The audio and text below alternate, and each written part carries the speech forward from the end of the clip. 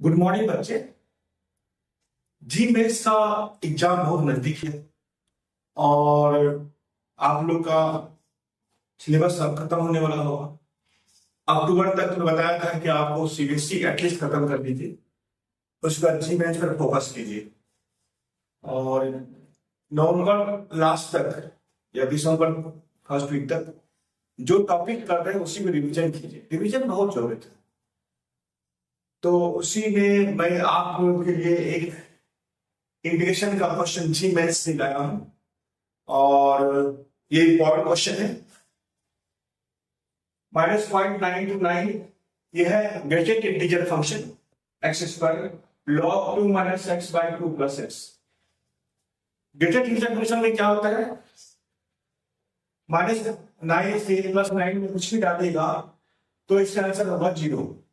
0 इसलिए होगा कि जैसे 0.5 डाला था, इसमें 0.9 से +9 कुछ भी डालिएगा स्क्वायर होगी, ये आपका होगा 1 से छोटा होता है, तो 1 से छोटा में 0 से लेके 0.99 तक इसका आंसर 0 होता है।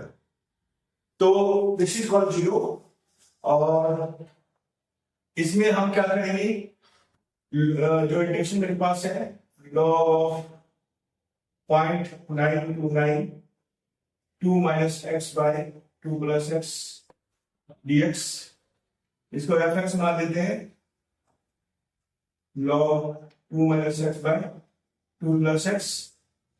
एफ माइनस एक्स कितना होगा, log 2 plus x by 2 minus x, जिसको बोलेंगे minus log 2 minus x by 2 plus x. ये माइनस इसलिए हुआ कि इसकी पावर माइनस हो जाएगा, समझ सकते हैं हम लोग इसको, माइनस इसको लिख सकते हैं हम लोग -1 और ये उल्टा हो जाएगा यहाँ पर और ये हो जाएगा माइनस एफ एक्स। तो इसको आप -1 लिख सकते हैं, तो f minus x equal to minus f x. इस पार्ट को बोलते हैं ऑड फंक्शन। ऑड फंक्शन में क्या होता है, आंसर 0 होता है।